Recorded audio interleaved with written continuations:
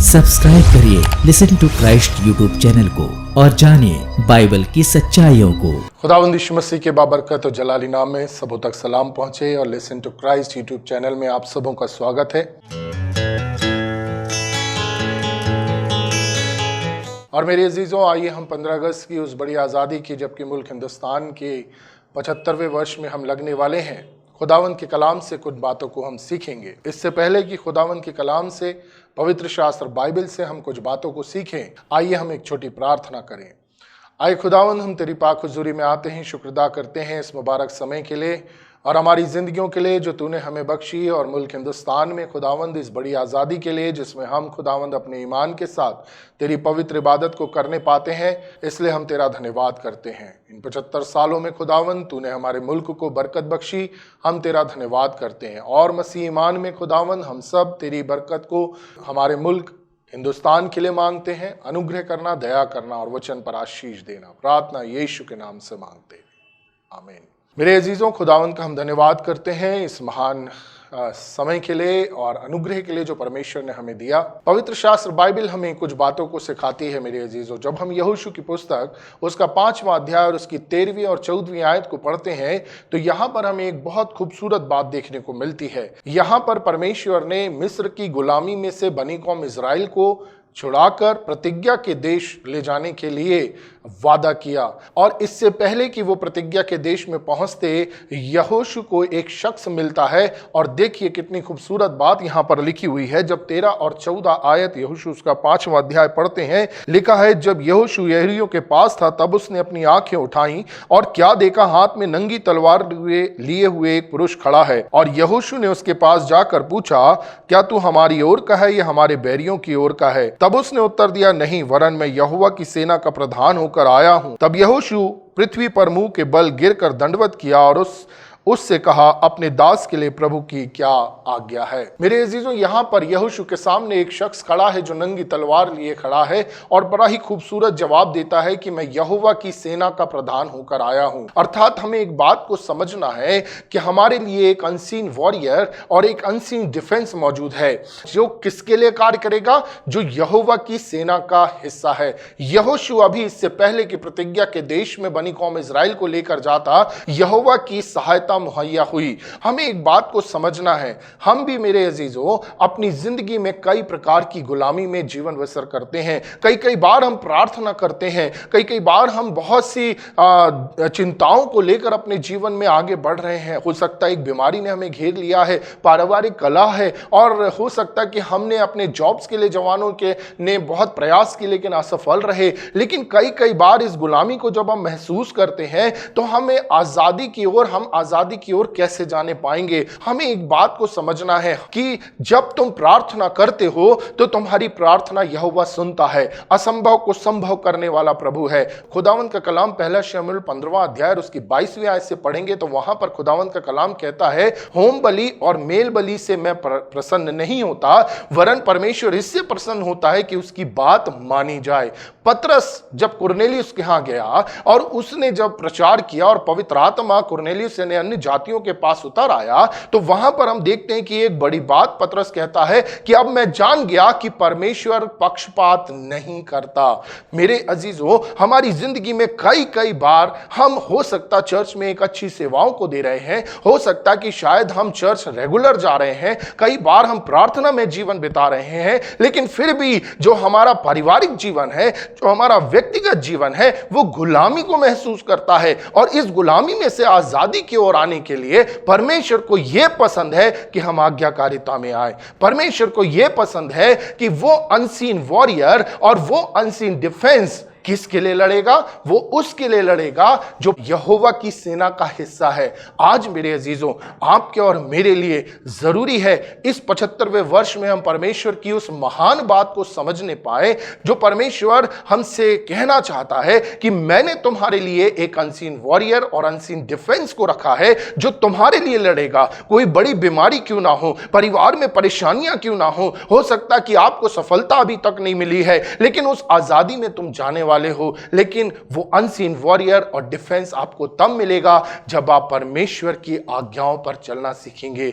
और मेरे अजीजों, हमें एक और ध्यान देना है कि इस समय हमारे लिए फर्माबरदारी और आज्ञा पालन क्यों जरूरी है। इसलिए भी जरूरी है क्योंकि खुदावंद यीशु मसीह ने जब अंत के समय में चेलों ने पूछा तो खुदावंद यीशु मसीह ने एक बड़ी अच्छी निशानी दी कि अंत के दिनों में एलिया आएगा। कलाम कहता है कि एलिया आएगा और एलिया सब कुछ सुधारेगा, मगर मैं कहता हूं कि एलिया आ चुका। यीशु मसीह ने दो बातें कही मेरे अजीजों, वो दो बातें थी कि एक यूहन्ना से ताल्लुक रखती थी कि एलिया तो क्या हुआ है, आ चुका, और उसने मार्ग को सीधा किया, लेकिन अभी सुधारेगा बाकी है। और हमें ध्यान रखना होगा कि ये एलिया कौन होगा जो आएगा सुधारेगा। प्रकाशित वाक्य में जो एलिया है वो गवाही देने के लिए आएगा, लेकिन सुधारने का काम किसको दिया गया है? आपको और मुझको समझना होगा कि एलिया की रूह में कलीसिया वो रोल अदा करेगी जो कि इन दिनों में आपको और मुझको करना है। और एलिया के जीवन में दो महत्वपूर्ण बातें थी कि वो परमेश्वर की सामर्थ्य चमत्कार को जानता था,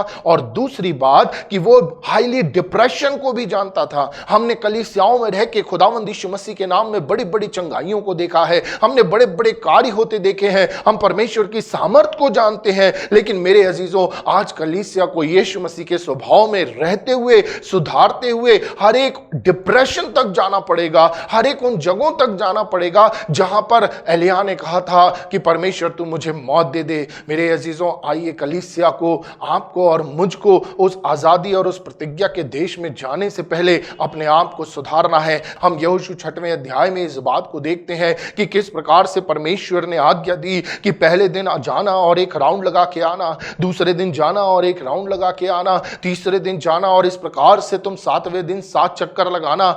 बनी कौम इजराइल के अंदर यह बहुत अच्छी बात पाई जाती थी कि उन्होंने पहले दिन गए और पहले दिन उन्होंने आज्ञा का पालन किया और वो एक राउंड लगाकर आ गए। उन्होंने कोई बगावत और कोई बलवा नहीं किया, कोई भी बात आर्गुमेंट नहीं रखा कि ये दीवार के लिए ना छेनी है ना हथौड़ी है, ये कैसे गिरेगी। दूसरे दिन गए और वे चक्कर लगाकर आ गए, तीसरे दिन गए और चक्कर लगाकर आ गए, और चौथे दिन गए। मेरे अजीजों, इसके अंदर एक बड़ी बात हमें समझने मिलती है, यहोवा परमेश्वर हमारे लिए लड़ने को तैयार है। यहोवा परमेश्वर हमारी यरीहो की दीवार हो सकता है कि अभी बहुत बड़ी नजर आती है, एक बड़ी बीमारी हमें यरीहो की दीवार सी नजर आती है, हमारा जो बेरोजगारी का आलम है वो हो सकता है एक बड़ी यरीहो की दीवार नजर आती है, हो सकता है हमारे जवान बच्चे नशों में हैं वो यरीहो की दीवार नजर आती है। लेकिन जब हम परमेश्वर की आज्ञा मानते हुए कि हम उस चक्कर को लगाना चालू करेंगे, निरंतर प्रार्थना करेंगे, खुदावन के में अपने जीवन को परिवर्तित करेंगे, तो वो अनसीन वॉरियर और अनसीन डिफेंस हमें मिलेगा और वो हमारे लिए लड़ेगा। 7वें दिन 7 चक्कर लगाया गया और इन्होंने ये नहीं देखा कि वो कैसे गिरेगी, वो कितनी मजबूत है। हम अक्सर ये देखकर अपने बुद्धि और ज्ञान का इस्तेमाल करते कि ये तो इतनी बड़ी दीवार है, ये तो गिरेगी नहीं, मेरा बच्चा तो अब सुधरेगा नहीं, या ये नौकरी तो लगेगी नहीं, ये बीमारी तो जाएगी नहीं। उसके 10 कारण हो सकते हैं आपके पास, लेकिन जब आप आज्ञा पालन में आते हैं, जब आप परमेश्वर के आगे सजदा करते हैं, तो वो अनसीन वॉरियर, अनसीन डिफेंस आपके लिए लड़ेगा और आपकी सुरक्षा करेगा। 7वें दिन उस 7वें चक्कर में यरीहो की दीवार भरभरा के गिर गई और वे प्रतिज्ञा के देश में प्रवेश करने पाए। मेरे अजीजों, खुदावन चाहता है कि हम उसकी आज्ञा को माने, हम ईमानदारी और सच्चाई के साथ एक ऐसे किरदार को जो खुदावंद यीशु मसीह ने हमें दिया है, खुदावंद यीशु मसीह के अंदर हमें मिलता है। तेरा दुश्मन अगर प्यासा है तो उसे पानी पिला, माफ कर। यदि तुम दूसरों के गुनाह को माफ ना करोगे, तुम्हारा गुनाह भी माफ ना किया जाएगा। यदि तेरी आंख धोखा दे तो अपनी आंख को सुधार, अपनी सोच को सुधार। और मेरे अजीजों, खुदावंद यीशु मसीह ने हमें नमूना दिखा दिया है। आइए आज्ञाकारिता में आ जाएं। नामान कोढ़ी के विषय में, वो इतना बड़ा योद्धा था, इतना बड़ा शूरवीर था, और उसको एलीशा ने कहा कि जाकर यरदन में 7 डुबकी लगा। उसने हमें अपने आप को तोड़ना पड़ेगा। आज हर कोई ने अपने आप को कुछ समझ के रखा, मैं वो, मेरी योग्यता ये, मैं ये। लेकिन मेरे अजीजों, हमें अपने आप को शून्य करना पड़ेगा। नामान कोढ़ी ने अपने आप को इतना बड़ा शूरवीर योद्धा होते हुए भी अपने आप को नम्र किया, अपने आप को दीन किया और उसने आज्ञा पालन में आया। एलीशा ने जो कहा था कि 7 डुबकी लगाना, हो सकता है उसने 1 डुबकी लगाई होगी और 1 डुबकी लगाने के बाद कुछ नहीं हुआ, दूसरी डुबकी लगाई। अब वो सारे उसके साथ जो सैनिक आए और वहां के उसके देश के लोग उसे देख रहे हैं कि कुछ नहीं हो रहा, और फिर तीसरी डुबकी लगाई, उसे कुछ नजर होते हुए नहीं आ रहा, चौथी डुबकी लगाई और उसके बाद उसने आज्ञाकारिता को नहीं छोड़ा, और सातवीं डुबकी जैसी वो लगाया, बाइबल हमें बताती है कि उसका त्वचा बच्चों की सी उजली हो गई। मेरे अजीजों, वो सातवीं डुबकी आपके और मेरे जीवन में आने वाली है, वो सातवां चक्कर आने वाला है। इन सातवीं डुबकी और सातवें चक्कर में जो महत्वपूर्ण बात है वो आपको और मुझको समझना है। यीशु मसीह में हमें धर्मी जीवन, धर्मी ठहरा दिया गया है। अब आपका और मेरा फर्ज है कि हम उस धर्मी जीवन को व्यतीत करें। आपका और मेरा फर्ज है कि हम आज्ञाकारिता में आ जाएं, अपने किरदार को सुधारें, अपने मुंह की चौकसी करें और जितना हो सके हम क्षमा करना सीखें, क्योंकि बाइबल हमें बताती है विश्वास, आशा और प्रेम तीनों स्थायी हैं, लेकिन सबसे बड़ा प्रेम है, और परमेश्वर ने अपना पहचान ही प्रेम से दिया है। आइए प्यार करें। यदि कोई हमसे नाराज है, चाहे हमारे ऑफिस में है, हो सकता शायद हमारी रिश्तेदारी में है, हो सकता शायद हमारे घर में है, हम उसके साथ प्रेम का व्यवहार करें और उसके गुनाह को माफ करें और उसके साथ मेल कर लें। निश्चय जाने वो अनसीन वॉरियर, अनसीन डिफेंस आपके लिए तुरंत खड़ा हो जाएगा कि आपने उस प्रेम में, जो मसीह का प्रेम है, आपने माफ करना सीख लिया। परमेश्वर कहता है, मैं होम बलि और मेल बलि से ज्यादा इस बात से प्रसन्न होता हूं कि मेरी बात मानी जाए। खुदावंद यीशु मसीह ने आकर हमें एक नमूना दिखा दिया। वो खुदा होते हुए उसने इंसान के पैर धोए। तो आज आप और मैं, चाहे जो कुछ क्यों ना हो, अपने आप को हलीम और नम्र करना सीखें, ताकि उस आज़ादी के देश, प्रतिज्ञा के देश में हम पहुंचने पाएं और प्रभु का नाम हमारी जिंदगियों से महिमा पाए। आज प्रभु चाहता है कि हम हर एक मसीह ईमानदार खुदावन की ज्योति बनकर चमकें। उसके लिए ज़रूरी है कि हम आज्ञाकारिता में आ जाएं। यहोशू से उस यहोवा के दूत ने कहा, मैं यहोवा की सेना का प्रधान होकर आया हूं, अर्थात वो उसके लिए लड़ेगा जो यहोवा की सेना का हिस्सा है। और आप और मैं अगर यहोवा की सेना और उसके लश्कर का हिस्सा होना चाहते हैं तो हमें आज्ञाकारिता के जीवन में आने की बड़ी ज़रूरत है।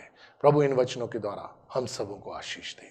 आमीन। Media partner NRS Blessings Studio. You are watching Listen to Christ YouTube channel.